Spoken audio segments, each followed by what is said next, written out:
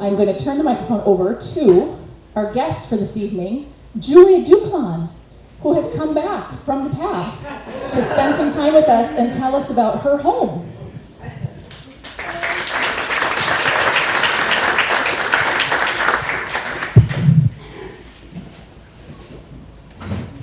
Thank you very much for welcoming me here this evening. Very glad to be here. They say that before you give a presentation, a speech, a report, the good thing to do is to tell a joke. Get yourself relaxed, get people relaxed, let people kind of get settled into their chairs. I had never heard a lighthouse joke. So, of course, I Googled lighthouse jokes. And this is what I found. What did the pirate say to the lighthouse? There she goes!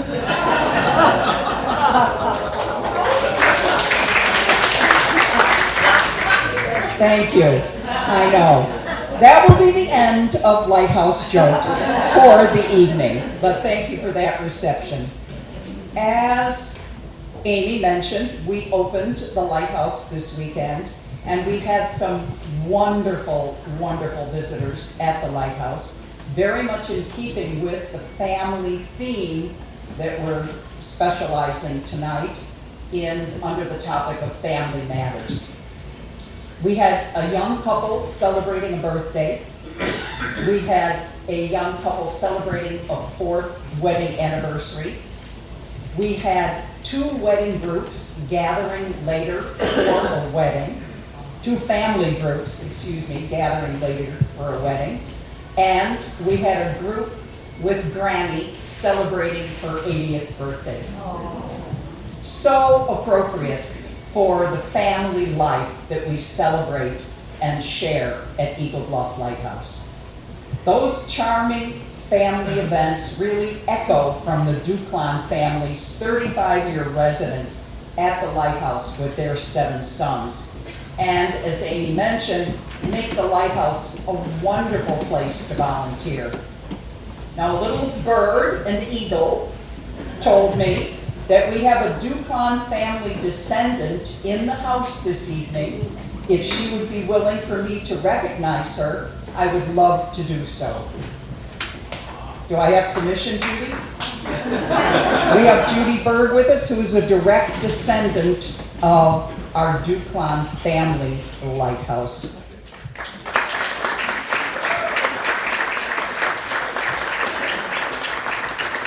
Thank you so much for attending. Oh, well, but you bear the family, spirit, I can tell. Thank you. And we also have a well-known author with us tonight. I'm sure it's okay if I recognize him, Steve Hargis. If we could recognize you. We sell Steve's book at the Lighthouse. It's very well received and very well used, and it will be referenced during Laurie's presentation this evening. And our first speaker is Laurie Baum. She has a strong background with family-style museums, having worked for nearly 20 years at the Northbrook Historical Society, both as a board member and being in charge of the children's program. Imagine giving tours on the 1890s to groups of 2nd to 3rd graders. You know how proficient she is. No wonder she's so comfortable researching the Duclon family and their 7 sons. Laurie will be guiding us through the early years of the Duclon family, focusing on the soon-to-be Mr. and Mrs. Duclon. And from her historical research, she will clear up for us some conflicting information that we had at the Lighthouse as to military records, tribal affiliations, and lighthouse affiliations prior to Eagle Bluff. I'm welcoming Laurie coming forward, and she will take questions after her presentation.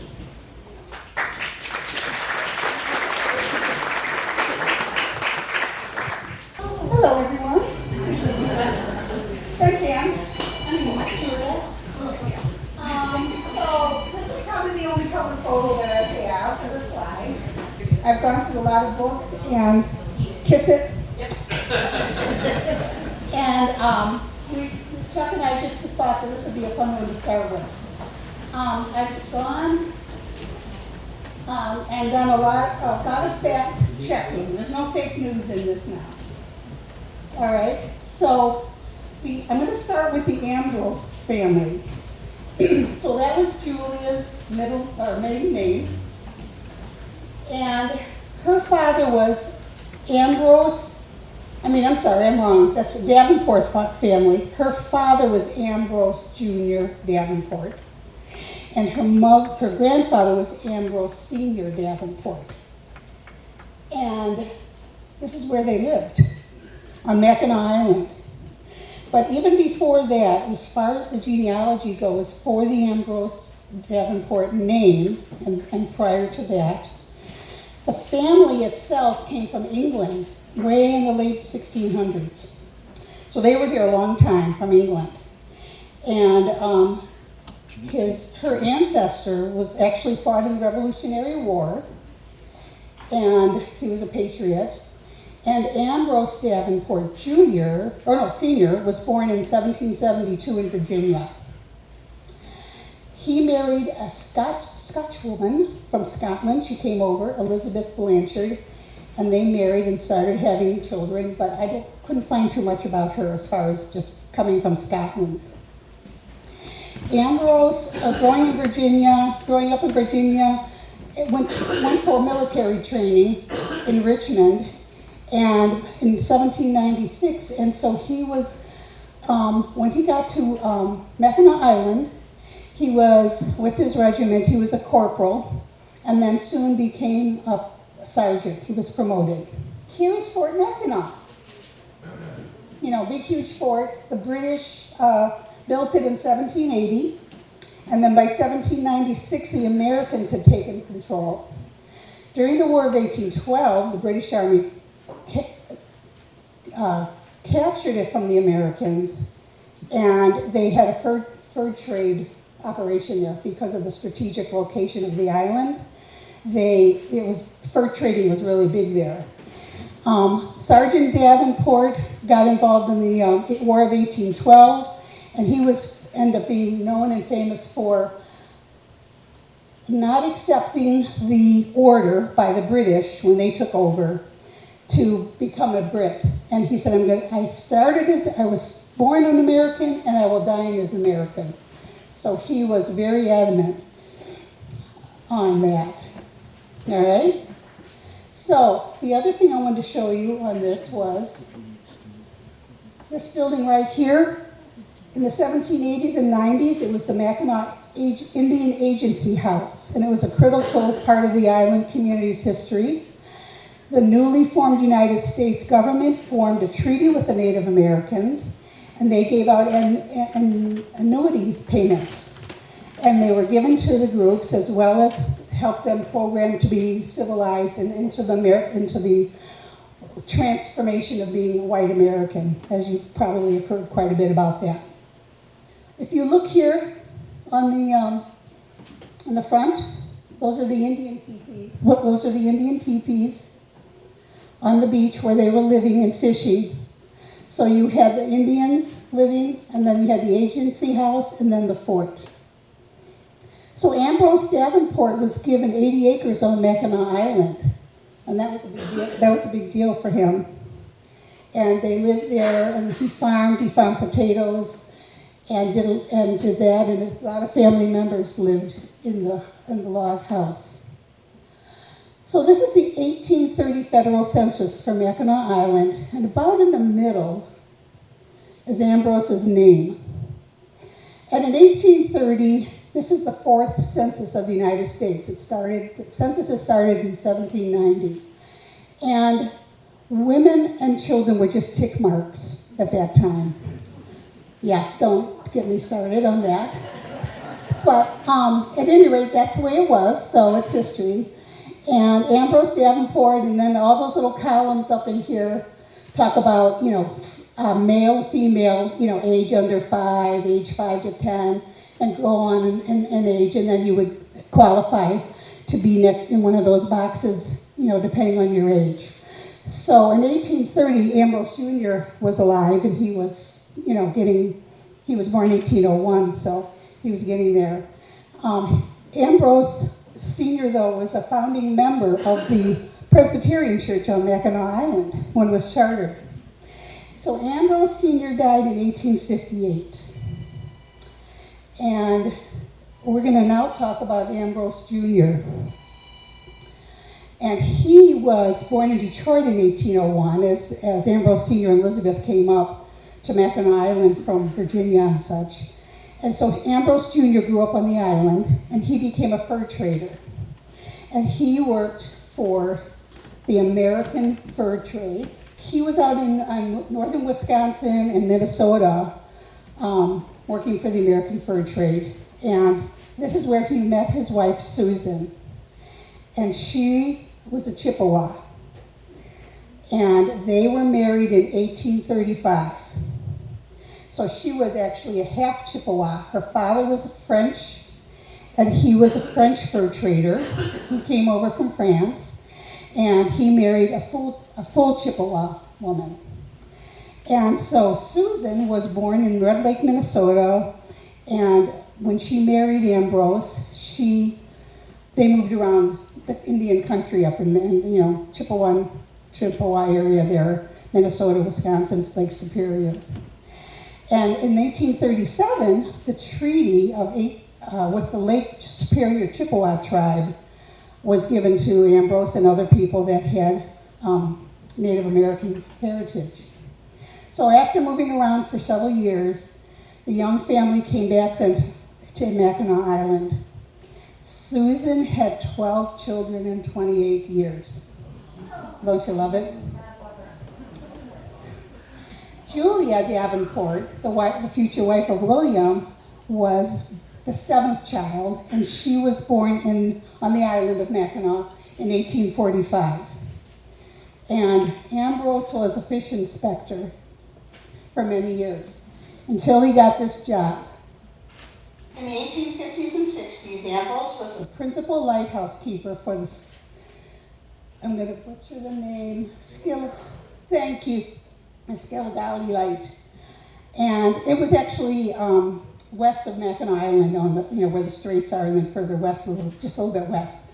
And his salary for that year was $400. He was there a couple of years throughout the 50s and 60s. And Julia's brothers, 2 of her brothers, Andrew Jackson Davenport and John Davenport, served as lighthouse keepers. Also, 2 grandsons of Ambrose Jr. Were James Davenport Jr. and Albert Davenport. They also would join the lighthouse service later. And then there is a lot of good information about David Dietrich, the great-grandson of Andrew Jackson.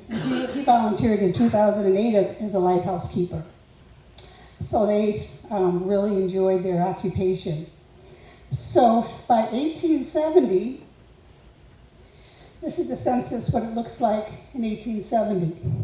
Ambrose Davenport, and he states his occupation now is a fisherman. He's a fisherman now, he's retired. He was only a couple of years as a lighthouse keeper. But before that, in 1867, William and Julia had met up there, and they got married.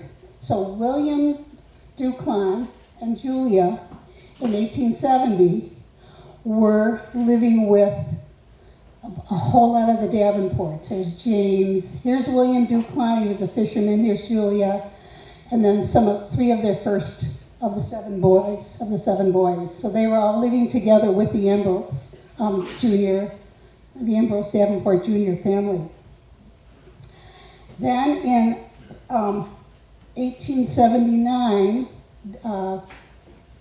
Ambrose Jr. dies of consumption.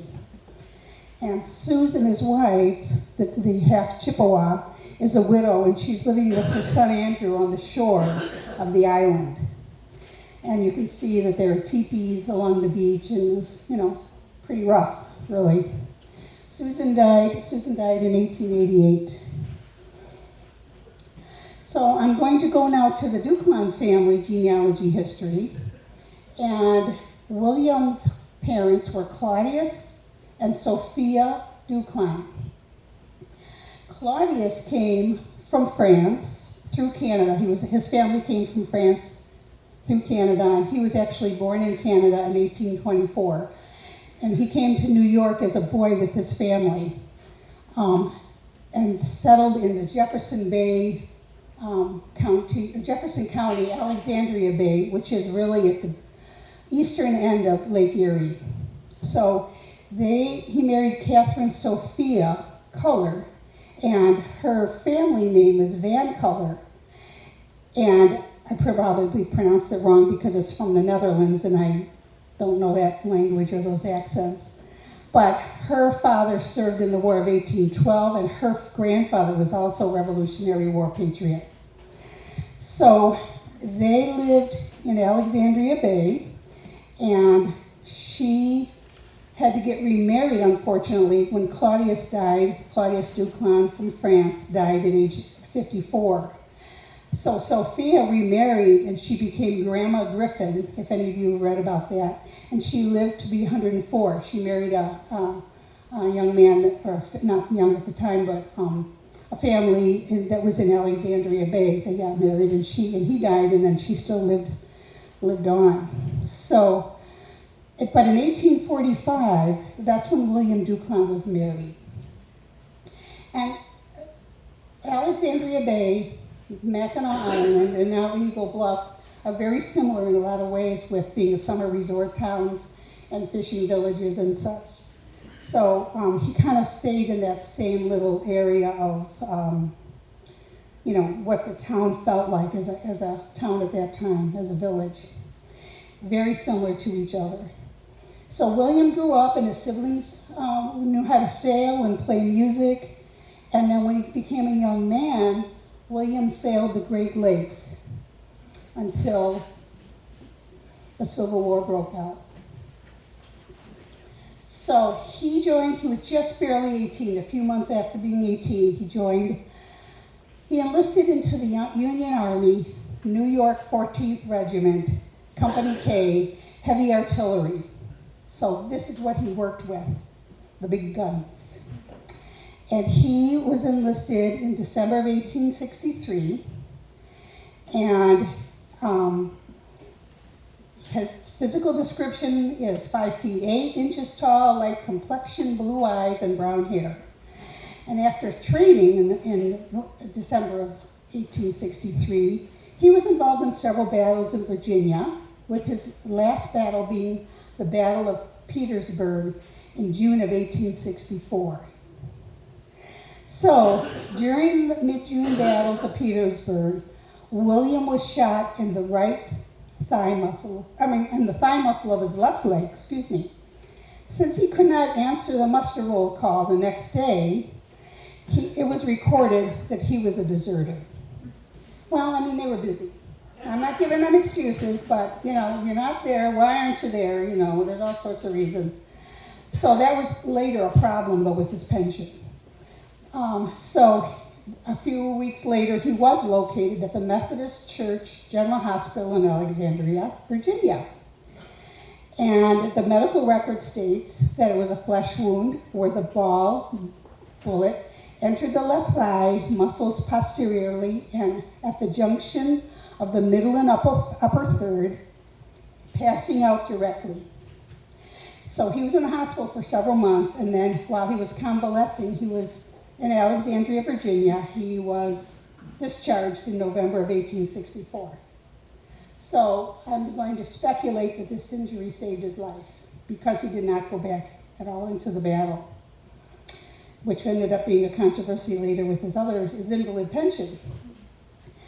So at any rate, at that time, General Grant was there, and his orders were, let's chew up Richmond let's chew up Petersburg since we didn't win at Richmond. And so there was a siege in Petersburg for like 10 months until the spring when the war ended, because Richmond was a very industrial railroad town with lots of need for supplies and everything to give supplies to the Confederates. So he had been getting, years later, there's a whole bunch of papers that we have copies of with him having to prove that he was, he had gotten shot, and did not desert, and then also apparently there was a discrepancy on what year he was born. So he had to prove all of this over many, many years, and he definitely, it was like the 1880s when he finally got some payment from that. But there was a lot of government red tape. Go figure. So he actually had to walk around with a cane once for a little while, and here he is, like 18, 19 years old, and he went home to recover. And then after he started doing better in the spring or so, a little while later, he started back at sailing the Great Lakes. And in 1865 is when he met and fell in love with Julia. Cute, huh? So here's a photo of Julia and William, probably their wedding photo. No, they didn't have white wedding dresses in those days. It was impractical for one day. And they lived on Mackinac Island, and you saw the 1870 census, so that was he was a fisherman, and with his father-in-law and their family and everything, so soon children started to arrive. The lighthouse service is run by the Coast Guard, and they like to hire Civil War veterans because they could read and write and they're fairly disciplined. So William got the job.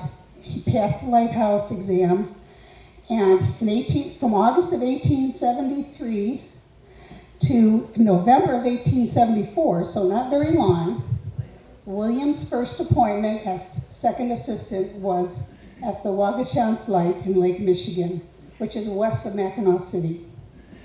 Years later, during World War II, the fighter planes used that solid natural building as target practice. So it's in ruins now. It's still there, I think, but I mean, that's not even a fun place to live, I wouldn't think. I think she had one boy there, too, Julia. So in 1883, William was transferred then to the Eagle Bluff Lighthouse, and at that time, the mailing address was Ephraim. Oh, I'm sorry, one more. He went to Beaver Island for a couple of years until 1883. So that is a little bit nicer place. And it's more like a little, summer resort island now. And so this is, I'm 99% sure this is a photo from that time period. So that's what they lived in. They had a house up right there. And then he took care of the tower. And the boys were coming along, the 7 boys. She actually had 8 boys, and one did die in infancy. So by 1883 then, he got the appointment for Eagle Bluff Lighthouse. And here is one of the first photos of Eagle Bluff Light Station. Right here is Julia. Right here is William. And right here is Julia's mother, Susan Davenport, the half Chippewa. So she came down with the family when they moved into the lighthouse. And we have a photo of that. Now, the boys, Ambrose was the oldest. This is the third Ambrose. He was 15 when they moved here in 1883. Then there was Frank, and then Frank was 11. William Jr. was 9. Charles was 7. Joe was 5. James was 3, and Walter was 1. So this photo shows the Duclon boys. And I'm going to try very hard with my little pointer. So this is Ambrose, Walter, Frank, Joseph, William Jr., James, and Charles. And was what Julie had to rein in when she was working in the lighthouse, living with them. They also saw a lot of growth, the Duclons, from 1883 to 1918. So as you know, there's never been any indoor plumbing or electricity in the keeper's home. And the parents had to keep the boys and their energy busy. There was always chores that had to be done, and the family had to be self-reliant as the lighthouse was really remote. Off and on, the keeper's house went from full to very full. Initially, there were 9 family members that lived in the building, but sometimes that swelled to even more. So the boys had a lot of chores. And one of the chores that they had to do, which was to get water up from the bay. So there's about 100 steps going from the bay up to the light. And many of you know this, there's a little wooden yoke in the kitchen of the lighthouse now that shows what the boys had to use to help them carry the little buckets of water up the stairs so that Julia could have water in the building. That was one of their chores. But happily, by the early 1890s, they got a well, and they dug through the rock about 70 feet of solid rock. And a professional service came in, and the auger is right in there, going down 70 feet, and this is the horse, literally horse-powered. And for 2 years, that horse worked on that hill. But it was such a big thing for them because they didn't have any water. Also, William taught his sons how to carve, and Julia taught her boys how to crochet. So they did a lot of chores. They had gardens. They had to be self-sufficient. They went hunting, and how it could have been in those days, we can only imagine. So this little Blassenberg school, the little settlement of Blassenberg, which is mostly gone now except for the cemetery in the park, the older boys, Ambrose was 15 when they got there, so they weren't really going to school that much at that point, but Walter and a couple of the younger brothers, James and Joe, they went into this little Blassenberg log cabin schoolhouse. In the late 1880s, it was built for them and other children on the peninsula. Winter activities, sledding, ice fishing, and other winter activities. And as the boys got older, they had a little ice rescue boat. And they also formed a band, the Duclon Brothers Band.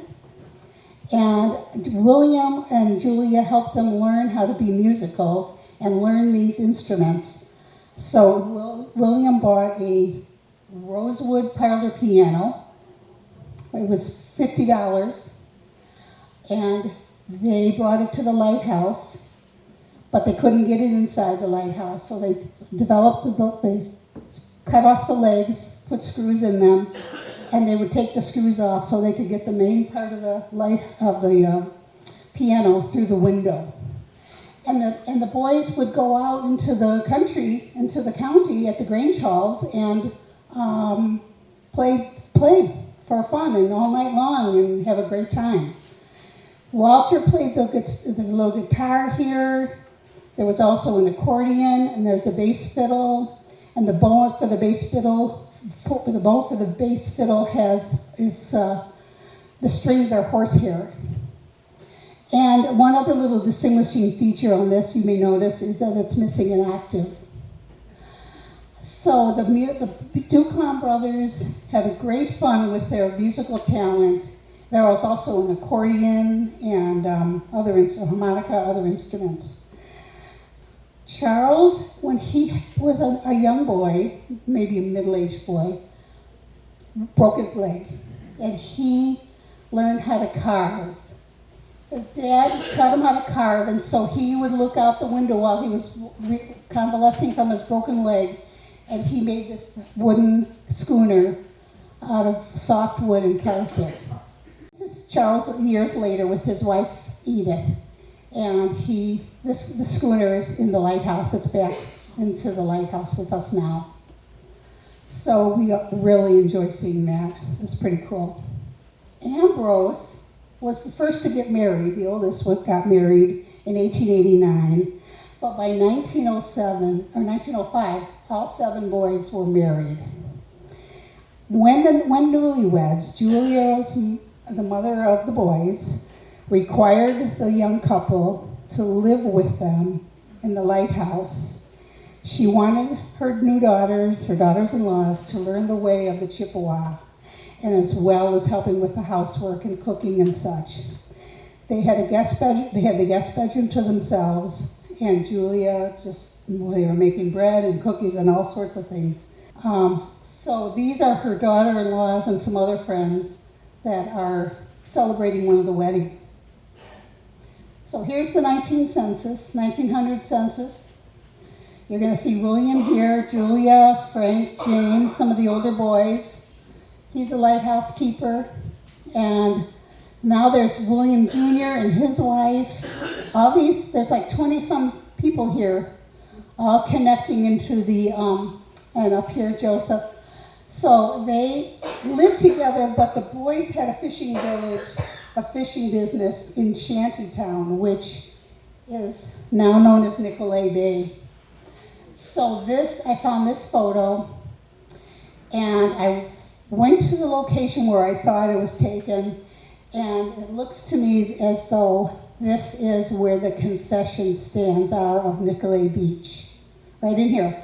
So you look at a barn, you see a house, you see other buildings used probably for the fishing industry, and this is facing north, and the sun's coming in from the west there, and I'm guessing this is probably the parking lot, somewhere in there. So that is Shanty Bay, where Nicolay Beach is now. Here's another family photo. This one is of Walter and Augusta, 1905, he was married. This is 1912, all sorts of Duclon family members and babies and everything here. I don't know where. That doesn't tell us where, aside from the front porch. And this is one of the last photos of William and Julia in his 35 years at the lighthouse. And there's all sorts of people standing here for the photo. You can see the water. And this is a separate building. This is the summer kitchen. So William and Julia, their golden years now. He left the lighthouse in 1918. But before that, they bought property in town in Sturgeon Bay on Spruce Street, and it's behind Behringer's restaurant now. Fish Creek. Well, what did I say? I'm sorry. Sturgeon Bay. Oh no, Fish Creek. Sorry about that. There were a couple of the boys were living in Fish Creek, and so William and Julia built this retirement home, and they were in there permanently by 1918. And then unfortunately, Julia just passed away a few years after that. So here is Julia's gravesite in 1922, and here are a lot of the boys with their dad saying goodbye to Julia in the Blossomburg Cemetery. So William, this is he sitting on his front porch sometime after 1922. He passed in 1926. And here is what the building looks like pretty much now. It's been several gift shops and such, and now it's a little rental Airbnb. But that's about the best I could find right now where it looks the prettiest. So at the time, William passed away in 1926, and he's buried next to Julia at Blossomburg Cemetery. So when William died, he and Julia had 17 grandchildren and 8 great-grandchildren. So I was asked to talk about Walter, and he married Augusta Larson in 1904. Her father was Swedish, and her mother came from Ireland. After they got married in 1905, they moved to Green Bay, where Walter worked as a marine engineer at a shipyard. The fleet of tugs were being made for the government and were launched in 1919, and we know what was going on then.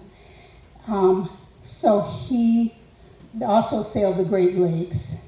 The young family came back to Fish Creek for a few years, but by the 1920 census, they were living close to Augusta's mother in Green Bay. The couple had 2 girls and 2 boys. Walter was instrumental in the progress of the lighthouse, turning into a museum.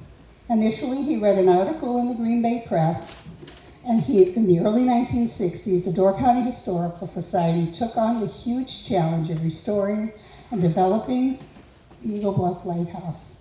The Historical Society announced they were profiling the lighthouse during the time period of the Duclons, so he decided to come up and visit and see what was going on. So he remembered where the furniture was to be and arranged and such, and he gave us several important items. And then he was there when they led the first tours, and that was really big for the Historical Society people at that time. So they had all worked so hard to put everything together. So he continued to be a presence at the light, and then when he was 86, he passed away. So that's all I have for you right now. Thank you for your attention, and please tell your family stories.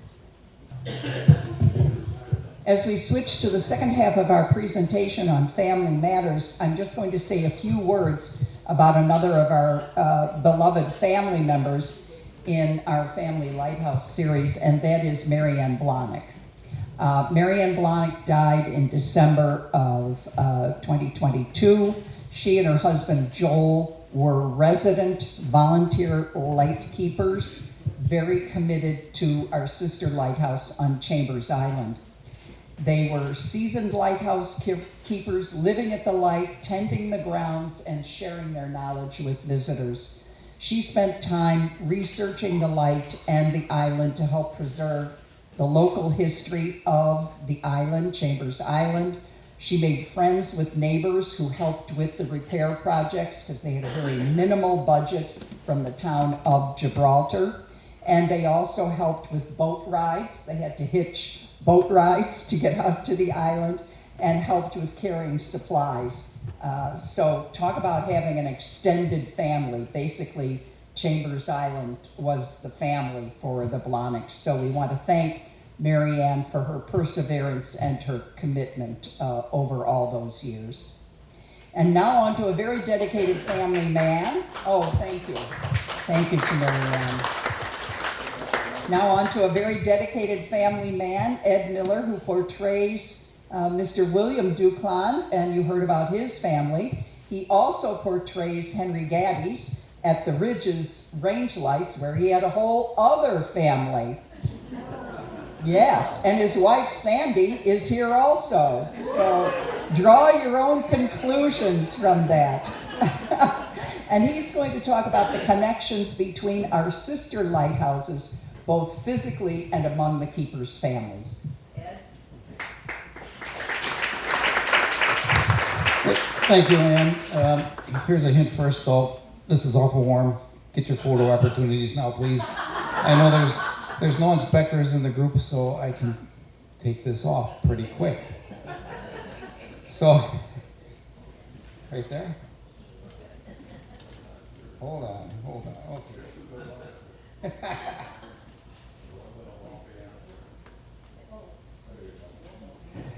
Okay.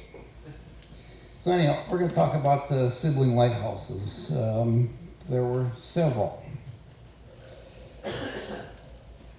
I really like this picture. It shows the activity at Eagle Bluff Lighthouse. It's a wonderful painting that I found, and you can see all the activity in the springtime. There's somebody familiar, and it's hard to believe that that was that long ago. Right, Steve? Did we have a good time then? Everybody. It was warmer that day than it was the one in October, too. Okay. I always take some advice from the great American philosopher. And along the way, you get lost in some of the information rabbit holes. That happens pretty easily. There were 8 places on the Great Lakes that we know that were built similar to Eagle Bluff. And even more interesting, there were actually 9 lighthouses because the St. Clair Flats Canal had range lights, identical lighthouses. Ours has been built, and I put it in quotes, Norman Gothic style, because we're going to hear something about that later, because what exactly is Norman Gothic? And ours are unique because the tower is set diagonally in the corner of the building. Not many lighthouses did that. And the others all had a square tower, changing octagonal as they got higher, except Eagle Bluff has the completely square tower. Eagle Bluff, we all know where it's located. Probably don't even have to say that. Construction was authorized in 1866, but it wasn't built until 1868. Here's where we are. And the lighthouse on Chambers Island that you can't see because the island is blocks it. There's that, you saw that photo earlier. It's rather interesting that there's a lot of 1883 photos out there of lighthouses. The lighthouse establishment must have sent photographers around that year to get as many pictures as they could. Again, architectural Norman Gothic became the most popular lighthouse design in the Great Lakes. And again, I use Norman Gothic in quotes. There's the layout of the lighthouse station. Lighthouse itself, tower, the summer kitchen, the barn, the essential building, the privy, and then the oil house. There's a plan of the Eagle Lighthouse building. It's unfortunate we don't have a better version of that. That came from the National Archives as a microfilm copy. Chambers Island, located on Chambers Island in Door County. It's still there, but the light was turned off and replaced by a skeletal tower in 1961. Familiar picture, here's our Chambers Island light right here. Again, notice the date on the picture, 1883. There's Chambers Island, and you can see the complete difference in the design of the tower, square at the bottom, and it becomes octagonal as it goes up. Another view of Chambers Island, the whole light station with the other complement of buildings that it had. It had a barn very similar to the barn that was at Eagle Bluff. The only building that's left there, except for the lighthouse, is the oil house. McAlpin Point was built 1869, 1 year after Eagle Bluff Lighthouse, west of Old Mackinac. Point Light, deactivated in 1906, and it became a private residence. Here's where we are. Get your lay of the land. Mackinac Island here.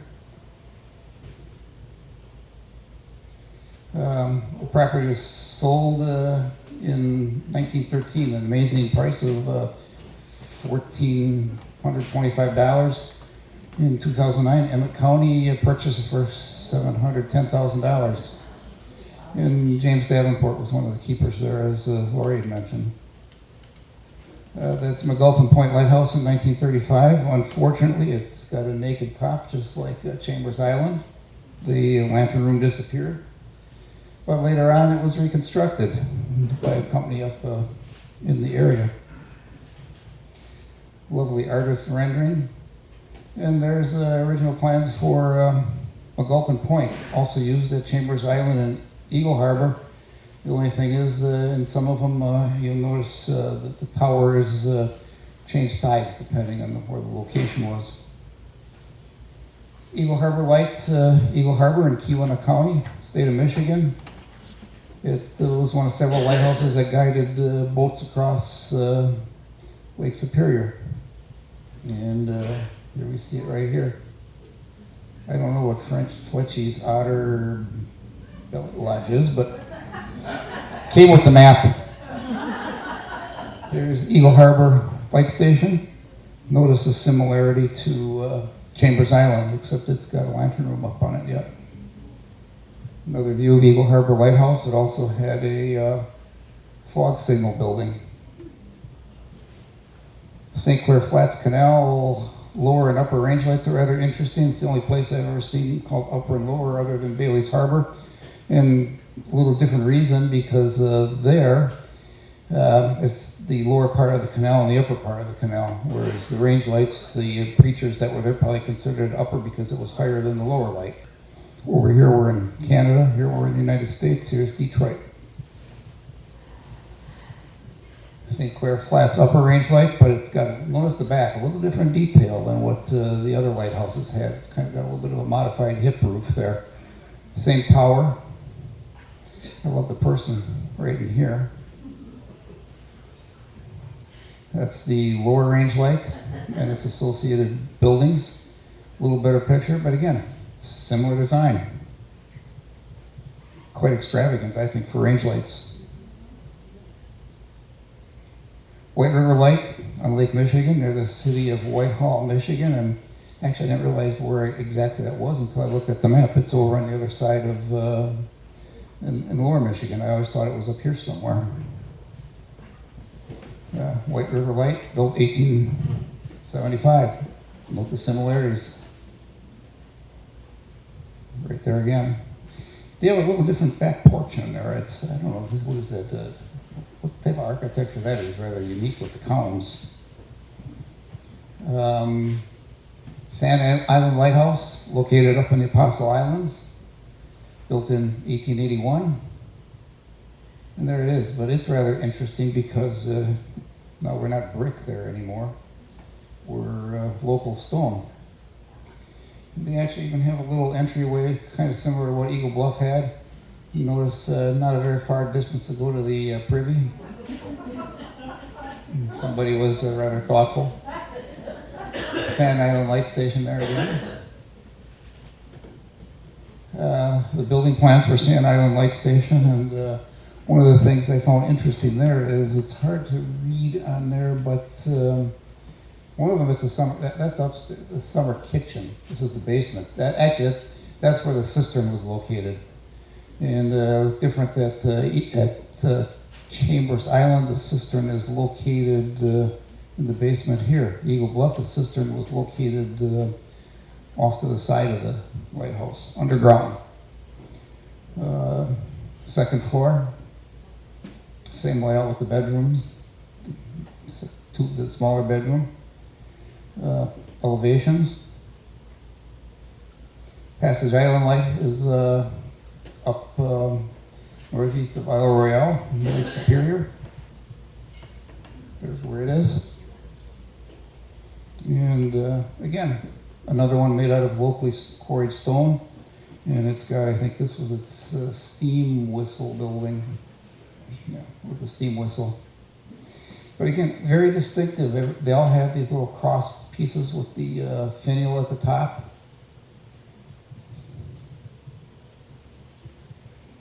Passage Island Light Station. And here we go. I always like that advice: when you get the fork in the road, take it.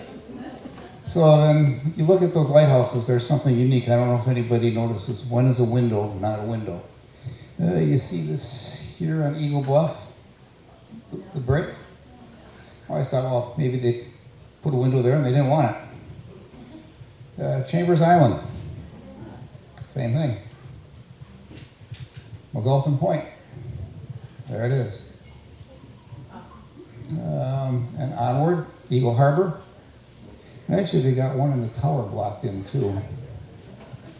White River, Passage Island, Sand Island. I put this in there only because notice how they've got visitors up on there. We can't. It's hard to get out there. You really have to be a contortionist to get through that doorway up at the top. I'm surprised they do that. So that was part of the. I don't know what they call it, but if you look at the building plans, you can see the little indentation where that brick is. What was maybe supposed to have been a window, but wasn't. Another fork in the road, turn towards the Eagle Bluff Lighthouse. We always say it's a Norman Gothic design. What exactly is Norman Gothic? Always said it all these years, but I thought, okay, that's because of the way the building looks. Makes sense. Norman architecture and Gothic architecture both have definitions. How is Norman different from Gothic? Norman has rounded arches, Gothic pointed arches. And you see a lot of that in, here's Tower of London, Norman with the round arches, pointed arches. So, some website used the Norman Gothic, so it's unclear what they're referring to. So what I came to the conclusion is really no definition of Norman Gothic architecture. And I actually asked a preservation architect, and she said there isn't. Somebody must have made it up along the way, and it's stuck. If anybody has any ideas, I'd love to know. Maybe it's a person. Yeah, so, okay, another fork in the road. Waugoshant's Lighthouse. The only reason I bring that up is because to kind of follow up on what Laurie did. The Davenports and William were there. Protected boats from the shoal area at the northern end of Lake Michigan. Here's where it is. Right there. Pay attention to Beaver Island because that's a rather unique place. There's Waugoshant's Lighthouse before it was used for military target practice. It still looked like a kind of a desolate place to live. I'm not sure about that. A steam whistle here again, building. There's that other picture of Africa. And it is considered a birdcage lighthouse. There's only about 3 or 4 of those left, and I'm sure people are familiar with the birdcage lighthouse over in Bailey's Harbor. It's just got a little taller birdcage. And yet another fork in the road. So what about Beaver Island? There's the lighthouse. Anybody know who this guy is? The king. Yep. King of Beaver Island. When I was out working on it, I didn't realize that. I was working on the shoreline tour boats, and Lynn was the captain driving the boat, and he asked, does anybody realize there were pirates on Lake Michigan? Sure enough. He was an American religious leader, politician, and self-proclaimed monarch, the King of Beaver Island. He led a band of pirates, Mormons from Beaver Island, operated more boldly than any other highwaymen on record. They burned sawmills, robbed stores, and repeatedly tried to break into stores and shops in Grand Haven. He was elected to he's very versatile, elected to the Michigan House of Representatives, in addition to other parts of beyond Beaver Island. So he had a lot of influence. Started the first newspaper in northern Michigan, became a nature correspondent to the Smithsonian, declared himself a Mormon king on American soil, and nearly started a battle with federal troops over the sovereignty of Beaver Island. There's his house. He had a pretty nice looking house. Interesting, he was assassinated. Cause of death, gunshot wound. He also had a few wives, 13 kids. And if you want a good book, it's a really great read, The King of Confidence. It's a page turner. One last fork in the road. Work on Eagle Bluff Lighthouse was to begin in 1867. Well, what happened? The crew was diverted to build Sandpoint Lighthouse in Escanaba. So I always wonder why, if that was the same crew and they were going to build that lighthouse, why didn't it look like Eagle Bluff? That's Sandpoint Lighthouse. And the tower actually towers are supposed to face the water. It doesn't really face the water. We're to the end of the day here, so this was a beautiful sunset at Eagle Bluff Lighthouse. Took that picture up in the lantern room. Well, it ain't over till it's over. I like this picture, and I don't know if anybody remembers it's the wedding of, what is it, Charles? And if you look here, there they are, and they were in a picture that Laurie had there. So a good time at the lighthouse. It's really the end. Questions? If you ask me anything I don't know, I'm not going to answer. So that's my part of it, and I guess this is something. Mrs. Duclon asked me to put this picture in here. Yes, let's leave that up there for a minute. I'll explain why that picture. Anybody have any questions?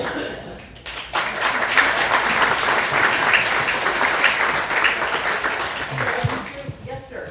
Not a question. You discouraged or whatever my favorite baseball player, Milton Berry. More than 6 times.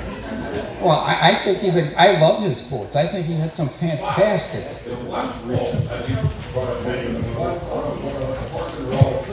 actually not a joke, it's true. He wrote several books, and in one book he explained that, because it wasn't a joke. He lived on a road, when you get to it, he had a circular driveway. You could go either way. So when you came to near his house, and there was a fork in the road, he would say you could take either one. That's great. There's one that wouldn't fit in here. I always like it. He said, you need to go to other people's funerals, otherwise they won't go to yours. I just want to add one more. He also said that 50% of baseball is 90% mental. There is like 100 different, yeah. The Fort Cage Lighthouse in Bailey's Harbor, was that a manned lighthouse or? It was built in, I'm trying to remember the year, 1850. It was operational for 7 years, maybe 52, because the range lights were built in 1869, so 1852. It wasn't put in the best of places because it might have caused some shipwrecks, but it got a bad rap for that. That wasn't necessarily true. It just wasn't in a good place. So they decided to get ships into Bailey's Harbor, build the range lights, and then build Cana Island as the coastal light that got you into the area. One thing about the Duclon boys, they were pretty wild. They liked to get in fights. Frank came home beat up pretty bad once, supposedly, and he slept in the hayloft in the barn, but it didn't fool his mother. She knew what he was up to. And the fights they got into with who was the keeper over at Cana Island with Jesse Baum with what do you have, 6 boys? 7 boys? Yeah. So 2 families with all boys in them. And they fought, and I think the reason they did is because the Duclon boys would go over and play different events over in the Bailey's Harbor area, and they attracted, it all comes down to the girls. They attracted the interest of the girls that the Brown boys were interested in, and caused a few fights, altercations. Wild times, yeah. When my mother was a girl, the Duclon boys played all over the county for the dances, and so they followed them wherever they went to dance. Yeah, one other interesting thing. Henry Gaddy, he married Eve Henrik, and the wedding took place in the Harbor House Hotel in Bailey's Harbor, which Eve's family owned, and the Duclon Orchestra played for Henry and Eve's wedding. And it was said that the merriment went on well into the following morning. People could only wish, and this is written up in the Door County Advocate, you can see it there in black and white, they only wish that Henry and Eve would get married once a week. Must have been one heck of a party. Thank you.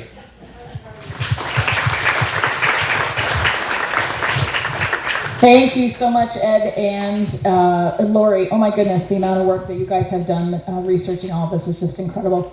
So I'm going to bring us up into some more modern times about the lighthouse and the upcoming restoration that we have planned. So as you know, or maybe you don't know, in 1960, the Door County Historical Society was granted permission by the United States Coast Guard and the state of Wisconsin to restore Eagle Bluff Lighthouse. And this project was led by Mrs. Ida Bay, and was completely volunteer run and assisted, as Laurie said, by Walter Duclon himself, the youngest son of the second lightkeeper. The restoration project took 3 years to complete, and the Eagle Bluff Lighthouse Museum opened to the public in 1963. For the next 62 years and counting, the Door County Historical Society has carefully managed and maintained the Eagle Bluff Lighthouse. Every summer, thousands of visitors to Door County, as well as local residents, have the opportunity to step back in time and experience maritime history. And again, we don't receive any state or federal funding for the operations of the lighthouse, and all the revenue that we generate must go back into taking care of the lighthouse. In 2019, the Historical Society renewed its commitment to preserve Eagle Bluff Lighthouse by commissioning a Historic Structures Report, or an HSR, conducted by Preserve LLC. The Jeffress Family Foundation awarded the Historical Society a 50% matching grant to help complete the HSR. And this report is really considered the industry standard, establishing a background, assessment, and a restoration plan for the lighthouse, its buildings, and the site. So I'm going to tell you a little bit about that quickly. There are 3 major goals for this project. The project is to accurately restore the Eagle Bluff Lighthouse to the time period of the Duclon family's tenure. So by focusing our restoration efforts on this period, we can recreate and reimagine the visitor's experience to one that is historically accurate. Many of the artifacts in the lighthouse today are Duclon family treasures, as we have learned, that have been donated to the Door County Historical Society. So the three major project goals are stabilization, restoration, and reconstruction. Stabilization is the most crucial. Deterioration of the lighthouse and its structures are rapidly increasing. We need to remedy the cause of this deterioration and fix the issues that are affecting the building, the existing structures, before this damage becomes irreversible. Stabilization needs to begin as soon as possible, probably should have already started, to allow the building's fabric to dry out and remain functional. Restoration. The restoration can begin once the moisture issues in the buildings are resolved. This work includes repairing the interior and exterior damage, restoring surfaces to their original materials, refurbishing the buildings, and interpreting these spaces accurately. And the final project goal is reconstruction. Reconstruction of several of the original support buildings that have been lost over time, including the barn and the summer kitchen, will allow us to create an accessible visitor center and educational programming areas. These reconstructed buildings will have modern conveniences and necessities while also conveying their historical function.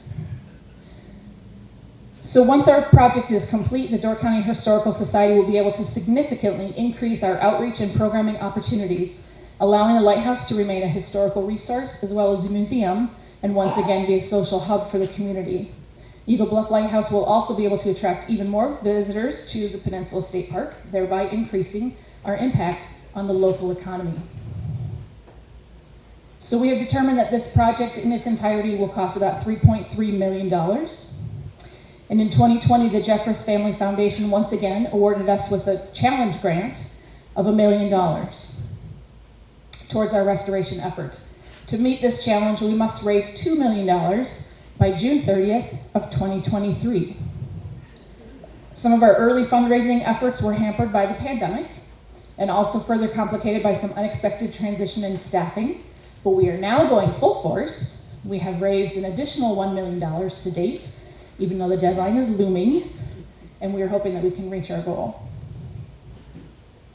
So, having said that, I extend the challenge to you. Please help us, the Door County Historical Society, meet this Jeffress Family Foundation challenge and secure the funds that are needed to completely restore this jewel that you have learned about the history of it all night tonight, Eagle Bluff Lighthouse. I have more information available for you if you'd like. I have pledge cards available as well, or if you have questions, feel free to see me afterwards. But I really would encourage you all to think hard about everything we learned today and how amazing this building is, and help us save it. Thank you.